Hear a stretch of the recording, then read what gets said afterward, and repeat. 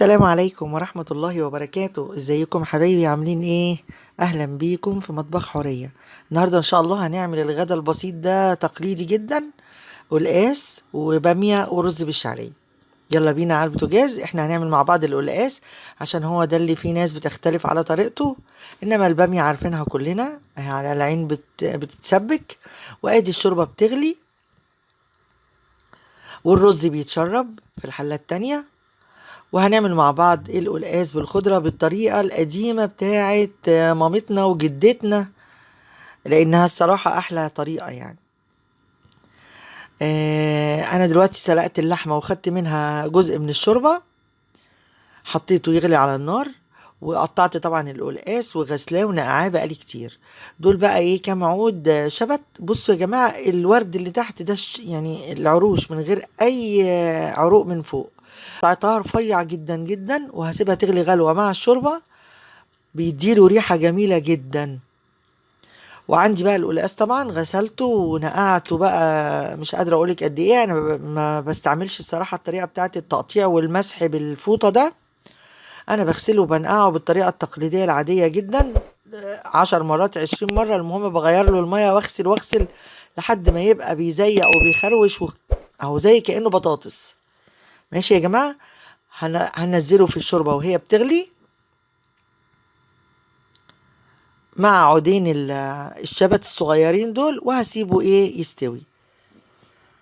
انا بكتروش الشوربة قوي لان الولاد بيسيبوا لي الشوربة في الاطباق بعد كده، مع انها بالليمون وجميلة، بس مش كلهم بيشربوا الشوربة. هجيب بقى حتة سمنة كده جميلة محترمة، وهحط السلق اللي انا غسلاه مقطفاه وغسلاه ومصفياه، هحطه لحد ما يدبل، ومعاه طبعا الكزبرة واخدة الورق بس كده زي ما بنقطف الملوخية، وحطاه مع السلق شوية كده لحد ما السلق يدبل. هحط عليه التوم،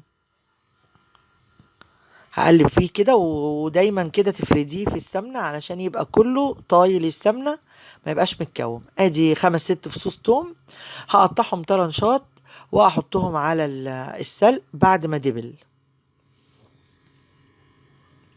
علشان لو حطيتي التوم من الاول خالص ممكن يتحرق بسرعة قبل السلق ما يتحمص. فاحنا بنستنى بس كده في نص المدة، وهنقلبه معاه لحد ما السلق ينشف خالص ويقرمش والثوم ياخد لون ذهبي. ودايما تفرديه كده في السمنة علشان السلق كله يطول السمنة، ما يبقاش واحدة طرية ما تيجي تصحنيه ما تبقاش تبقى لسه يعني طرية ما تتفردش معاكي. انا بشق على القلقاس، لقيته لسه عايش شوية، وطبعا هنعصر له ليمونة بعد ما ايه يدخل في السوا.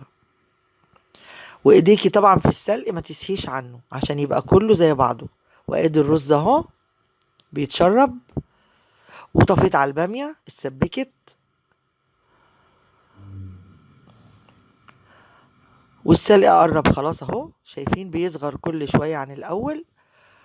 دول حزمتين سلق يعني، شايفين بعد ما بيتحمروا بيبقوا حبة صغيرة، بس عشان انا جايبة قلقاسة صغيرة يعني حوالي نص كيلو.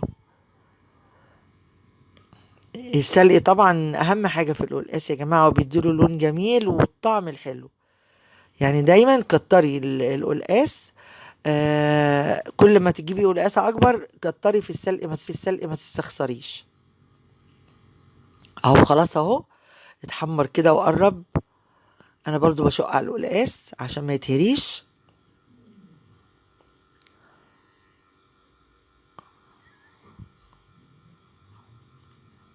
عصرت عليه ليمونة، وهكمل بعد ما احط السلق برضو اما ادوقه، وحط له قالب مرقة وشوية فلفل اسود طبعا، واحنا الشوربة اصلا مظبطينها بقى، ورق لورا وحبهان وكل حاجة. اهو بصوا بقى، شايفين بدأ بقى اللون الاخضر بتاعه خلاص كده ينزل وهو لونه غمق. اول ما تحسي ان هو بقى يخروش وانت بتقلبيه والثوم بقى دهبي، خلاص حلو قوي كده. اهو شايفين، بس كده حلو جميل. علشان التوم ما يغمقش يمرر لك السلق. هصحنه بقى بظهر المعلقه. زمان كان طبعا بنعمل بايد الهون، بس انا عندي الهون بتاع الجرن بتاع التوم خشب، فبعمل كده بمعلقة تكون جامدة شوية. ساعات لو جايبة سلق كتير بأي كوباية بالقعر بتاعها كده، وبصحنه لحد ما يبقى سايل زي الطحينة كده، هتروحي ضيفاه على السلق على حلة القلقاس اهو. حتى التوم هرسته كده بالشوكة، خلاص ما بقاش فيه اي كلاكيع. هروح حطاه على القلقاس بعد ما استوى، وعصرت عليه ليمون، ولو عايز ليمون تاني هحط له بعد السلق.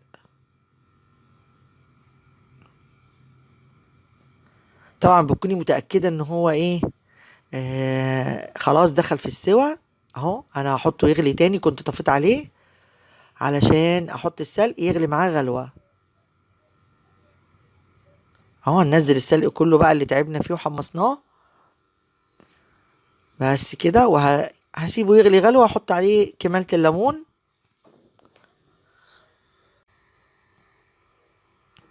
وبس كده خلص القلقاس. يعني القلقاس كل تعبه في غسيل القلقاس وتحميص السلق، لكن هو أكلة سهلة وجميلة وخفيفة. يعني الواحد بيعملها يعني زي ما بنعمل الملوخية كده جنب الطبيخ، بنعمل القلقاس وبيبقى جميل طبعا. وطول الشتاء بقى بنعمله حلو، وبيتشرب شوربة كده وهو سخن، بيدفي في منتهى الجمال